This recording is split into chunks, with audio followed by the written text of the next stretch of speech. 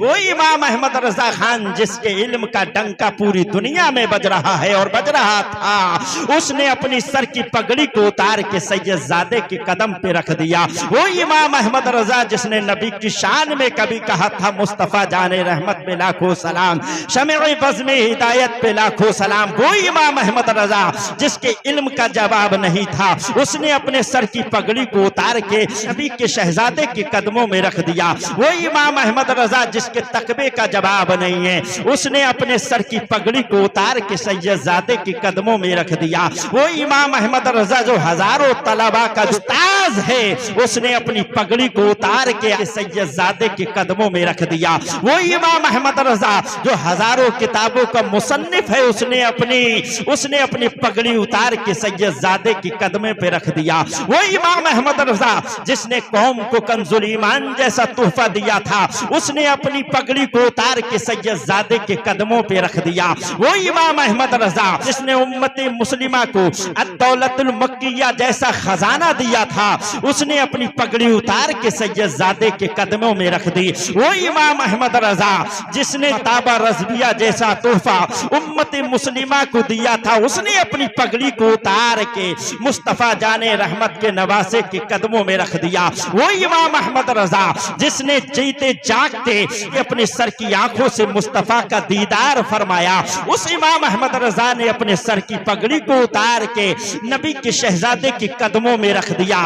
उस इमाम अहमद रजा की बात कर रहा हूं जिसके इल्म, तकबा, तहारा और पाकीज़गी का जवाब नहीं है, उसने अपनी पगड़ी उतार के सैयदजादे के कदमों में रख दिया, नबी के शहजादे के कदमों में रख दिया। और रखने के बाद दिल तड़प के रह गया, आंखों से आंसू की लड़ी बह गई और रोते रोते पर कहा था, ए नबी के शहजादे मुझे माफ कर दीजिए, मुझसे ये खता हो गई। अगर कल क़यामत के दिन अल्लाह रब्बुल इज्जत की अदालत में मुस्तफा जाने रहमत नौशहे बज़्म जन्नत ने मुझसे सवाल कर लिया, ए इमाम अहमद रजा क्या मेरी औलाद का कांधा मुबारक इसलिए था कि तू उस पे सफर करेगा?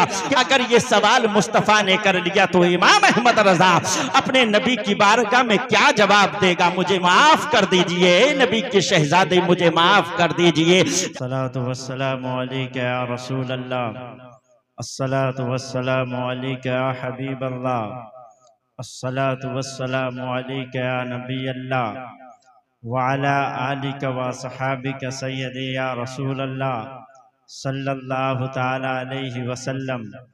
आला हजरत अजीमुल बरकत, अजीमुल मर्तबत, हक्कानियत की जान, आशिकों की शान, यानी इमाम अहमद रजा खान अलैहिर रहमतु व रिज़वान आका की बारगाह तैयबा में रतबुल लिसान होते हैं, तो आका की बारगाह तैयबा में अर्ज करते हैं, वाह क्या जूदो करम है शहे बतहा तेरा, वाह क्या जूदो करम है शहे बतहा तेरा, नहीं सुनता ही नहीं मांगने वाला तेरा, नहीं सुनता ही नहीं मांगने वाला तेरा, फर्श वाले तेरी शौकत का उलू क्या जाने, फुसरवा अर्श पे उड़ता है फरेरा तेरा, और मैं तो मालिक ही कहूँगा कि हो मालिक के हबीब, यानी महबूब व मुहिब में नहीं मेरा तेरा। दूसरी जगह इरशाद फरमाते हैं, निअमतें बांटता जिस समत वो ज़ीशान गया, साथ ही मुंशिए रहमत का कलमदान गया, आज ले उनकी पनाह, आज मदद मांग उनसे, फिर न मानेंगे कियामत में अगर मान गया, फिर न मानेंगे कियामत में अगर मान गया, जानो दिल होशो खिरद सब तो मदीने पहुँचे, तुम नहीं चलते रजा सारा तो सामान गया, तुम नहीं चलते रजा सारा तो सामान गया। आला हजरत अजीमुल बरकत, अजीमुल मर्तबत, हक्कानियत की जान, अहले सुन्नत वल जमात की शान, यानी हमारे इमाम अहमद रजा खान अलैहिर रहमतु व रिज़वान का इश्क़े रसूल देखना है तो आला हजरत अर्ज करते हैं, हाजियो आओ शहंशाह का रोज़ा देखो, काबा तो देख चुके काबे का काबा देखो, गौर से सुन तो रजा काबे से आती है सदा, मेरी आंखों से मेरे प्यारे का रोजा देखो, और देखना है तो आगे देखिए। अर्ज करते हैं वो सुए लालाजार फिरते हैं, तेरे दिन ए बहार फिरते हैं, जो तेरे दर से यार फिरते हैं, दर बदर यूं ही ख्वार फिरते हैं, दर बदर यूं ही ख्वार फिरते हैं। उस गली का गदा हूँ मैं जहाँ, उस गली का गदा हूँ मैं जहाँ, मांगते ताजदार फिरते हैं। और आगे आजिज़ी इंकिसारी दिखाते हुए मुस्तफ़ा जाने रहमत सल्लल्लाहु अलैहि वसल्लम की बारगाह में अर्ज करते हैं, कोई क्यों पूछे तेरी बात रज़ा, कोई क्यों पूछे तेरी बात रज़ा, तुझसे शैदा हजार फिरते हैं, तुझसे शैदा हजार फिरते हैं। जहां आला हजरत ने अपने नबी से शानदार मोहब्बत की, जहां आला हजरत ने अपने नबी की बारगाह में अकीदत व मोहब्बत के खिराज पेश किए, जहां आला हजरत ने अपने मुस्तफ़ा की शान में बड़े बड़े शानदार नातिया कलाम लिखे, जहां आला हजरत ने मुस्तफ़ा के बारे में लिखा, काबे के बदरुद्दुजा तुम पे करोड़ों दुरूद, तैबा के शम्स दुहा तुम पे करोड़ों दुरूद, और कोई गैब क्या तुमसे नेहा हो भला, जब ना खुदा ही छिपा तुम पे करोड़ों दुरूद। आला हजरत जीमुल बरकत मुस्तफ़ा से बेपनाह मोहब्बत फरमाते हैं। बल्कि एक जगह तो हमने ये भी पढ़ा कि आला हजरत फरमाते हैं, लोग मुझे बुरा भला कहें मुझे कोई मतलब नहीं, लोग मुझे गालियां दे मैं इस पे भी ध्यान नहीं देता, लेकिन जब लोग मुझे गालियां देते हैं तो उस वक्त वो मेरे मुस्तफ़ा की शान में गुस्ताखियां करने से तो बाज रहते हैं। मैं और मेरे बाप दादा मुस्तफ़ा के नाम पर कुर्बान हो जाएं, जाम अहमद रजा को जितना चाहें गालियां दे ले, वो मुझे पसंद है, लेकिन मेरे नबी को कोई बुरा भला कहे ये इमाम अहमद रजा को बिल्कुल पसंद नहीं। आला हजरत नबी से बेपनाह मोहब्बत करते हैं, तो वहीं आला हजरत अहले बैते अतहार से भी बेपनाह मोहब्बत करते हैं। आला हजरत मुस्तफ़ा की औलाद से बेपनाह मोहब्बत फरमाते हैं। आला हजरत सैयदों से बेपनाह प्यार करते हैं। सैयद ज़फरुद्दीन बिहारी रहमतुल्लाहि ताला अलैहि फरमाते हैं कि सादाते किराम रसूल अकरम सल्लल्लाहु ताला अलैहि वसल्लम का जुज हैं, यानी कि सरकारे दो आलम सल्लल्लाहु अलैहि वसल्लम के जिस्म के टुकड़े हैं। तो दुनिया में सबसे ज्यादा अगर किसी की ताज़ीम व तौकीर की जाए तो वो नबी की आले पाक है, यानी सैयद हैं, सादाते किराम हैं। और अल्लामा ज़फरुद्दीन बिहारी फरमाते हैं कि मैंने अपनी जिंदगी में सादाते किराम की ताज़ीम सबसे ज्यादा करने वाली अगर किसी शख्सियत को देखा है तो उसमें सबसे आला हजरत की शान मुबारका है।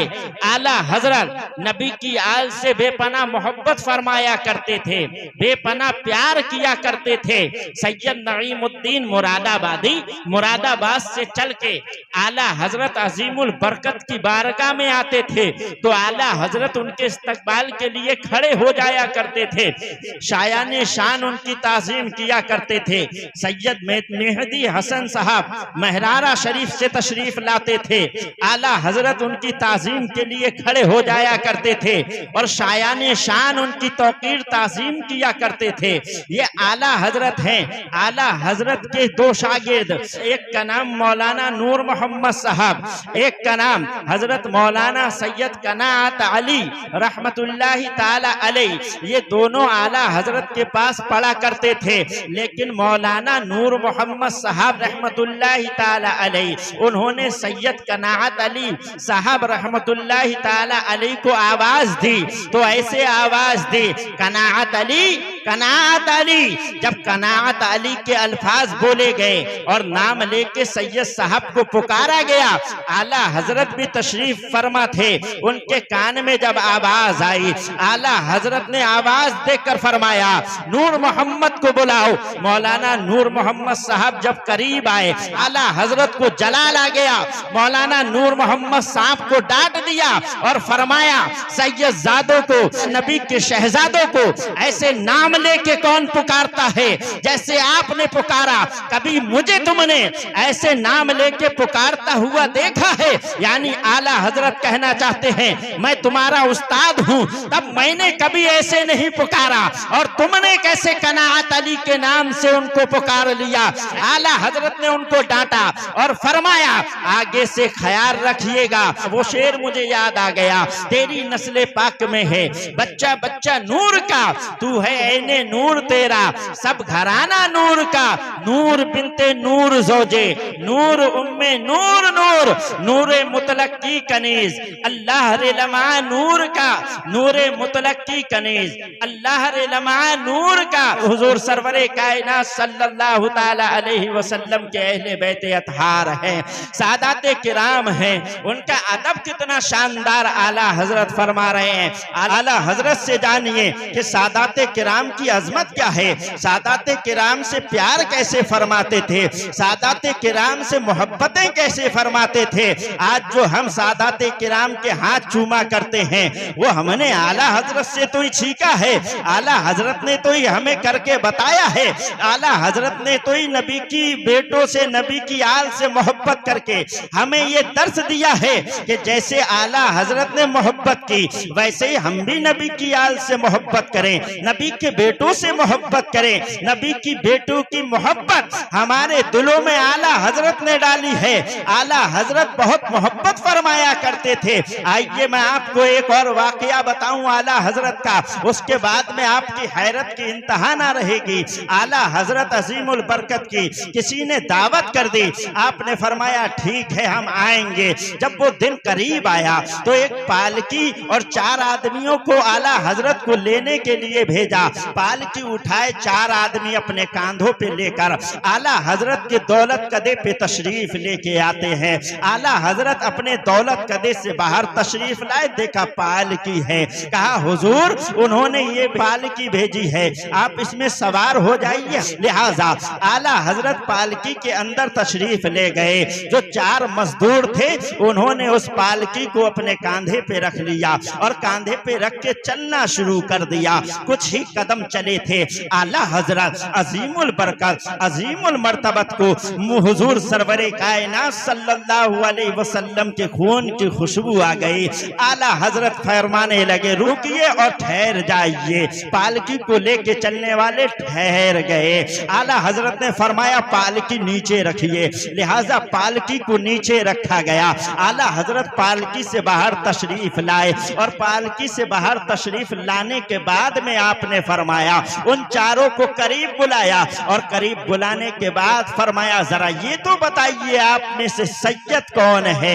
नबी के खून की खुशबू इमाम अहमद रजा ने सूंघ ली है, बताइए आप में से सैयद कौन है, बताइए ना सैयद कौन है। जैसे ही आला हजरत ने ये सवाल किया, उन 4 में से एक शख्स आगे बढ़े। आगे बढ़ के आला हजरत से कहा था, ए इमाम अहमद रजा मैं सैयद हूँ, मैं नबी की आल हूँ। जैसे ही इतना कहा था आला हजरत रोना शुरू हो गए। आंख से आंसू इमाम अहमद रजा खान अलैहि रहमत व रिजवान की आंख से निकल गया और आंख से आंसू निकलना था, दिल तड़प गया। आला हजरत ने अपनी पगड़ी उतारी, सैयद जादे के कदमों में रख दी और रोना शुरू कर दिया, हुजूर मुझे माफ कर दीजिए, मुझसे गलती हो गई, मैं जानता नहीं था, मुझसे गलती हो गई, मुझे माफ कर दीजिए। आला हजरत रोना शुरू हो गए। जो लोग वहां मौजूद थे सबकी आंख से आंसू निकल गया। वो इल्म का शहंशाह, वो इल्म का शहंशाह जिसके आगे लोग अदब से खड़े होते हैं, उसने अपनी पगड़ी उतार के सैयद जादे के कदमे में रख दी है। वो इमाम अहमद रजा खान जिसके इल्म का डंका डंका पूरी दुनिया में बज रहा है और बज रहा था, उसने अपनी सर की पगड़ी को उतार के सैयदजादे के कदम पे रख दिया। वो इमाम अहमद रजा जिसने नबी की शान में कभी कहा था मुस्तफा जाने रहमत पे लाखों सलाम, शमे बज़्म हिदायत पे लाखों सलाम। वो इमाम अहमद रजा जिसके इल्म का जवाब नहीं था, उसने अपने सर की पगड़ी को उतार के नबी के शहजादे के कदमों में रख दिया। वो इमाम अहमद रजा जिसके तकबे का जवाब नहीं है, उसने अपने सर की पगड़ी को उतार के सैयदजादे के कदमों में रख दिया। वो इमाम अहमद रजा जो हजारों तलबा का उस्ताद है, उसने अपनी पगड़ी को उतार के सैयदजादे के कदमों में रख दिया। वो इमाम अहमद रजा जो हजारों किताबों का मुसन्निफ है, उसने अपनी पगड़ी उतार के सैयदजादे के कदमे पे रख दिया। वो इमाम अहमद रजा जिसने कौम को कंजुल ईमान जैसा तोहफा दिया था, उसने अपनी पगड़ी को उतार के सैयदजादे के कदमों पे रख दिया। वो इमाम अहमद रजा जिसने उम्मत मुस्लिमा को अद-दौलतुल मक्किया जैसा खजाना दिया था, उसने अपनी पगड़ी उतार के सैयदजादे के कदमों में रख दी। वो इमाम अहमद रजा जिसने ताबा रज़विया जैसा तोहफा उम्मत मुस्लिमा को दिया था, उसने अपनी पगड़ी को उतार के मुस्तफा जाने रहमत के नवासे के कदमों में रख दिया। वो इमाम अहमद रजा जिसने जीते जागते अपने सर की आंखों से मुस्तफा का दीदार फरमाया, उस इमाम अहमद रजा ने अपने सर की पगड़ी को उतार के नबी के शहजादे के कदमों में रख दिया। उस इमाम अहमद रजा की बात कर रहा हूं जिसके इल्म, तकबा, तहारा और पाकीज़गी का जवाब नहीं है, उसने अपनी पगड़ी उतार के सैयदजादे के कदमों में रख दिया, नबी के शहजादे के कदमों में रख दिया। और रखने के बाद दिल तड़प के रह गया, आंखों से आंसू की लड़ी बह गई और रोते रोते पर कहा था, ए नबी के शहजादे मुझे माफ कर दीजिए, मुझसे ये खता हो गई। अगर कल क़यामत के दिन अल्लाह रब्बुल इज्जत की अदालत में मुस्तफा जाने रहमत नौशहे बज़्म जन्नत ने मुझसे सवाल कर लिया, ए इमाम अहमद रजा क्या मेरी औलाद का कांधा मुबारक इसलिए था कि तू उस पे सफर करेगा? अगर ये सवाल मुस्तफा ने कर लिया तो इमाम अहमद रजा अपने नबी की बारगाह में क्या जवाब देगा? मुझे माफ कर दीजिए नबी के शहजादे, मुझे माफ कर दीजिए। जब आला हजरत रो रहे हैं तो जो जितने लोग वहां मौजूद थे सबकी आंखों से आंसू रवा दबा हैं, तमाम लोग आला हजरत के रोने पे रो रहे हैं। सैयदजादे ने कहा, ठीक है ए इमाम अहमद रजा, मैं आपको माफ करता हूँ। आला हजरत ने कहा था, आपने माफ तो कर दिया है, आपने मेरी पालकी को अपने कांधे पे उठाया था और मुझे चलाया था, मुझे सवार किया था और मुझे आगे लेके गए थे। मेरा दिल ये चाहता है कि अब आप पालकी में बैठे और इमाम अहमद रजा अपने कांधे से उस पालकी को उठाएगा, तब कहीं जाके मेरे गुनाह का कफारा होगा। ए नबी के शहजादे, आप जो है पालकी में तशरीफ रखिए। इतना कहना था, नबी का शहजादा सैयदजादे पालकी के अंदर तशरीफ ले गए। आला हजरत ने अपने कांधे पे उस पालकी को रखा और रख के इमाम अहमद रजा रोते हुए चले जा रहे हैं और इमाम अहमद रजा अपने कांधे पे लिए हुए सैयदजादे को बैठाल के पालकी को उठा के आगे बढ़ते हुए चले जा रहे हैं। और उम्मत को ये पैगाम मेरा इमाम देता हुआ चला जा रहा है कि ये नबी की अहले बैते अतहार है, मुस्तफा के घराने के बच्चे हैं। अगर ये खुश हो गए तो मेरे मुस्तफा खुश हो जाएंगे और अगर मेरे मुस्तफा खुश हो गए तो अल्लाह रब्बुल इज्जत खुश हो जाएगा, अल्लाह रब्बुल इज्जत खुश हो जाएगा। और जब अल्लाह रब्बुल इज्जत खुश हो जाएगा तो नबी के पड़ोस में हमें जगह मिल जाएगी। ये सादाते किराम की इज्जत आला हजरत के दिल में है, सादाते किराम की मोहब्बत आला हजरत के दिल में है, सादाते किराम का प्यार आला हजरत के दिल में है। और हो भी क्यों ना हो, क्योंकि मुस्तफा की जिंदगी को पढ़ा है आला हजरत ने। मेरी और आपके प्यारे नबी ने इरशाद फरमाया था,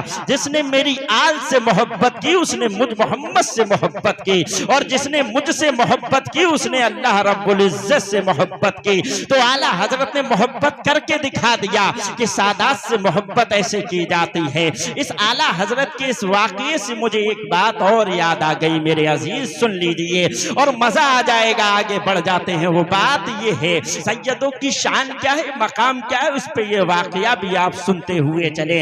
हजरत जुनैद बगदादी का नाम आपने सुना होगा, बहुत बड़े पहलवान थे एक जमाने में हजरत जुनैद बगदादी।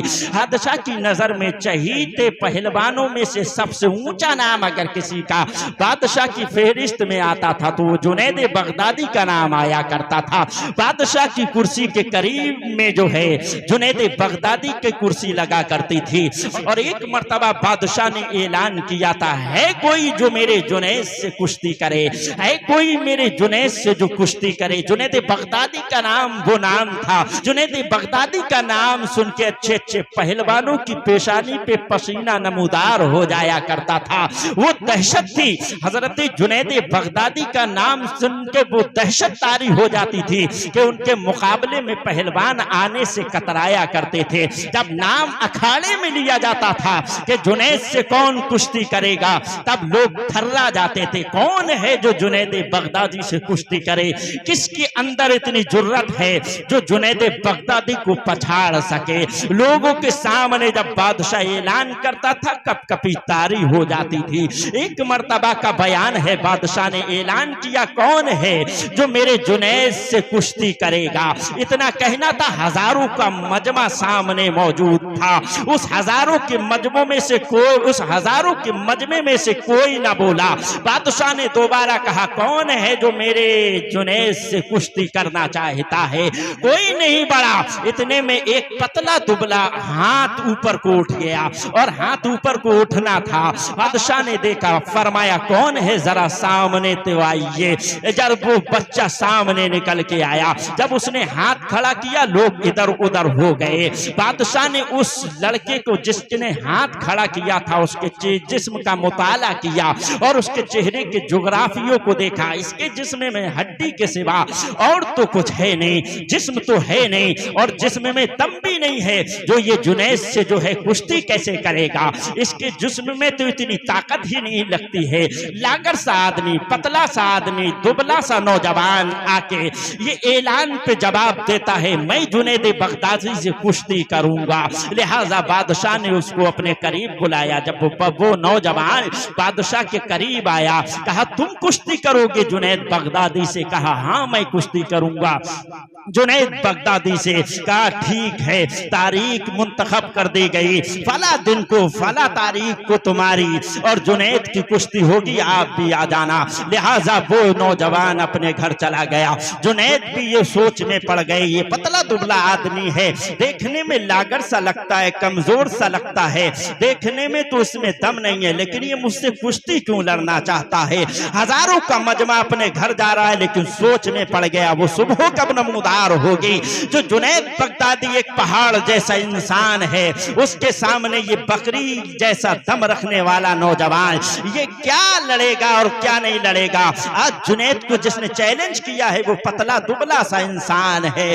उस तारीख को सब लोग अपने जहन में रख के अपने घर चले गए। वो सुबह नमूदार हुई, अखाड़ा जमा हो गया, लोग हजारों की तादाद में उस तारीख में आके जमा हो गए।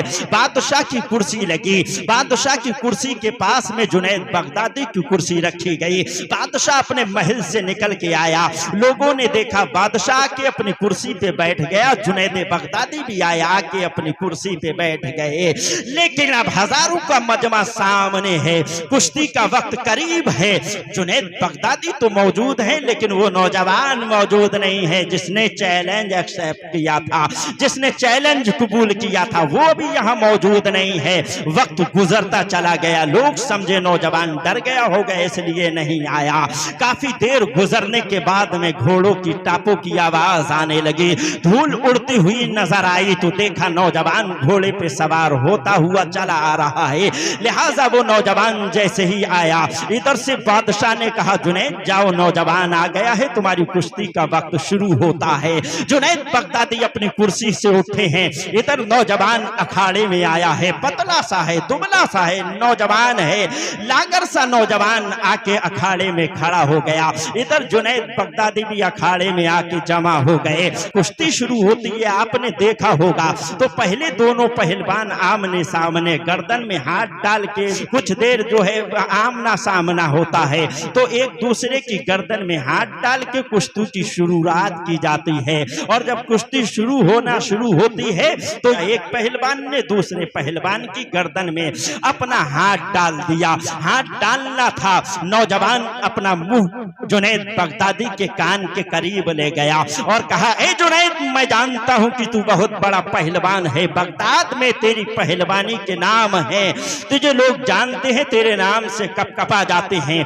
अच्छे अच्छे पहलवान तेरा नाम सुनते हैं तो पसीना पसीना हो जाते हैं, सराबोर हो जाते हैं। मैं जानता हूं तू बहुत शानदार पहलवान है, लेकिन ए जुनैद बगदादी, मैं कोई पहलवान नहीं हूं, पतला दुबला इंसान हूं, लागर सा इंसान हूं, लेकिन मेरी एक मजबूरी है, अगर तूने वो बात मेरी सुन ली तो मेरा भी काम हो जाएगा, तेरा भी काम हो जाएगा। जुनैद बगदादी ने कहा, बोलिए क्या बात है। इधर हाथ गलों में पड़े हुए हैं। उस नौजवान ने कहा था, ए जुनैद, बात ये है कि मैं नबी का शहजादा हूं, सैयद हूं, नबी की आल में से हूं, अहले बैत अतहार में से हूं। ए जुनैद बगदादी, मेरे घर में कई दिन से फाके हो रहे हैं, मेरे घर के बच्चे भूखे हैं, लेकिन मैं सैयद हूं, मांग सकता नहीं, कमाने की ताकत नहीं रखता, जिस्म बड़ा कमजोर है, काम हो नहीं पाता है। ऐ जुनैद बगदादी, घर में सारे लोग मेरे भूखे हैं। ऐ जुनैद बगदादी, अगर तू कुश्ती हार जाएगा तो ये इनाम और इकराम जो तुझे मिलने वाले हैं वो मुझे मिल जाएंगे, और अगर वो इनाम और इकराम मुझे मिल जाएगा तो मैं अपने घर में जाके अपने भूखे बच्चों को जो है निवाला दे दूंगा, वो खाना खा लेंगे, कपड़े फट चुके हैं उनको नए कपड़े दिलवा दूंगा। ऐ जुनैद, मैं ये वादा करता हूं, अगर आज तू कुश्ती हार गया और तेरी वजह से मेरे घर में चूल्हा जल गया, मैं सैयद हूं, मेरे बच्चों ने खाना खा लिया, तो कल कयामत के दिन मैं अपने नाना जान जनाबे मोहम्मद रसूलुल्लाह सल्लल्लाहु ताला अलैहि वसल्लम से तेरी शफाअत करवाऊंगा और तुझे फतह नुसरत के ताज अता करवा दूंगा अपने नाना जान से।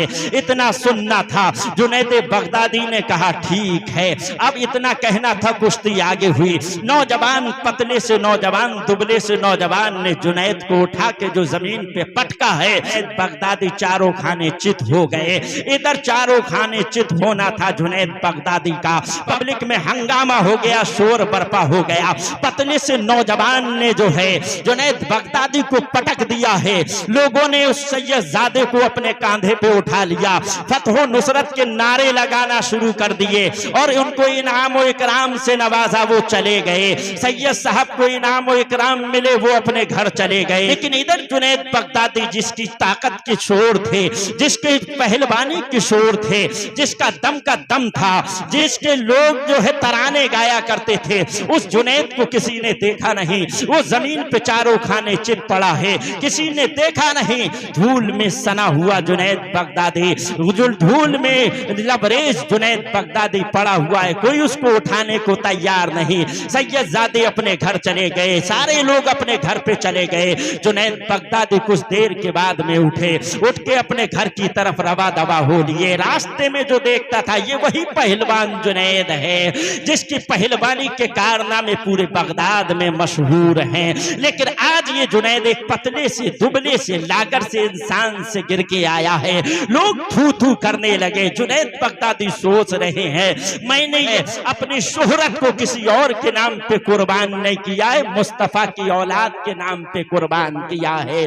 इसका सिला तो मुझे हुजूर जाने आलम सल्लल्लाहु अलैहि वसल्लम ही देंगे। लेकिन इधर जहां से निकल के जा रहे हैं लोग, थू थू करते हुए चले जा रहे हैं। ये वही जुनैद है, ये वही पहलवान है जिसके नाम से अच्छे अच्छे पहलवान कांप जाया करते थे। अल्लाह अल्लाह, जिसके नाम से अच्छे अच्छे पहलवान कांप जाया करते थे। जुनैद जा रहे हैं, लोग ताने मार रहे हैं। हजरत जुनैद बगदादी अपने घर पे पहुंचे। घर पे दरवाजे पे दस्तक दी, दरवाजा खोला गया। घर वाले भी देखने को राजी नहीं। या अल्लाह, ये वही जुनैद है जिसकी जो है जिंदगी में शोहरत थी, बड़ा अच्छा नाम था, फतह नुसरत के जिसके झंडे गड़े हुए थे, जिसके ताकत के झंडे पूरे बगदाद में जमे हुए थे। कोई उसको देखने के लिए तैयार नहीं है, सब थू थू कर रहे हैं। जुनैद बगदादी आए और यही सोचते रहे मुझे किसी से क्या लेना देना है, मुस्तफा की औलाद पे मैंने जो है अपनी कामयाबी के झंडे को नीचे गिराया है। अल्लाह रब्बुल इज्जत का प्यारा महबूब मुझे फतह नुसरत अता करेगा, इतना सोच रहे हैं कि सरकारे दो आलम सल्लल्लाहु अलैहि वसल्लम मेरी मदद फरमाएंगे। और सोचते सोचते जुनैद बगदादी सो गए। जुनैद बगदादी की आंखें बंद हुई हैं, लेकिन दिल की आंखें हजरत जुनैद बगदादी की खुल गई। ख्वाब में जनाबे मोहम्मद रसूलुल्लाह सल्लल्लाहु अलैहि वसल्लम तशरीफ लाए। जुनैद बगदादी उठ के खड़े हो गए। ख्वाब में सरकार को देखा, मुस्कुरा गए जुनैद बगदादी। मेरे नबी ने जुनैद बगदादी को देखा, जुनैद बगदादी ने मुस्तफा जाने रहमत को देखा। मेरे सरकार फरमाते हैं जुनैद मेरे बेटे ने तुझसे अखाड़े में वादा किया था कि अगर आज तू हार गया और तू हार गया, तेरे हारने पे मेरे बच्चों को खाना मिलेगा। मेरे बेटे ने तुझसे वादा किया था जुनैद अगर आज तू हार गया तो कल कयामत के दिन फतह नुसरत के ताज मैं अपने नाना जान से तुझे दिलवाऊंगा। ऐ जुनैद कयामत की बात तो वो रह गई, मेरे बेटे ने वादा किया था तो अपने बेटे के वादे को मैं उधार नहीं रखना चाहता है। जुनैद जुनैद आजा मेरे पास आजा। जुनैद बगदादी करीब हुए हैं। मुस्तफा जाने रहमत सल्लल्लाहु अलैहि वसल्लम ने उनके सर पे ताजे विलादत रख दिया, विलादत का ताज अता कर दिया। फतह नुसरत का ताज उनके सर पे जुनैद बगदादी के रख दिया और मुस्तफा तशरीफ ले गए। जब जुनैद बगदादी की सुबह को आंख खुली और जब दरवाजा खोला है तो सामने क्या पाया कि शहर के जो बेहतरीन नमाजी थे वो जुनैद बगदादी के दरवाजे पे मौजूद हैं। बड़े बड़े औलिया किराम जुनैद बगदादी के दरवाजे पे मौजूद हैं। सारे लोग जुनैद बगदादी के दरवाजे पे मौजूद हैं। जुनैद बगदादी ने कहा था कैसे आए तुम लोग, कैसे आ गए? कहा जुनैद बगदादी जब मुस्तफा तशरीफ लाते हैं, जब मुस्तफा तेरे यहाँ तशरीफ लाए थे तो मुस्तफा खुशबू पूरे शहर में फैल गई है। ऐ जुनैद बगदादी मुस्तफा है और हमें खबर ना हो, ऐसा कैसे हो सकता है? तो ये बात जो जुनैद बगदादी ने सैयदों के खातिर अपने नाम को नीचे कर दिया तो अल्लाह रब्बुल इज्जत ने उन्हें बुलंद मकाम अता फरमा दिया। वो जुनैद बगदादी उन्हीं की सुन्नत को अदा करते हुए हमारे और तुम्हारे आला हजरत हैं। आला हजरत भी जब तक उन्हें सुकून ना आया, जब तक सैयदजादे को पालकी में बैठा ना लिया और पालकी को अपने कांधे पे उठा ना लिया, जब तक उठाया नहीं आला हजरत को मजा आया नहीं। तो नबी की आल से मोहब्बत करने का हुक्म किसी और ने नहीं दिया, सरकारे दो आलम सल्लल्लाहु अलैहि वसल्लम ने दिया है। जो सरकार की आल से मोहब्बत करता है अल्लाह उससे मोहब्बत करता है, और जिससे अल्लाह मोहब्बत करता है तो पूरी कायनात उससे मोहब्बत करती है। हम बोलने में जो भी गलती हुई हो अल्लाह रब्बुल इज्जत माफ फरमाए। कलमा शरीफ अशहदु अल्ला इलाहा इल्लल्लाह व अशहदु अन्ना मुहम्मदुर रसूलुल्लाह व आखिरु दावाना अनिल हम्दुलिल्लाहि रब्बिल आलमीन।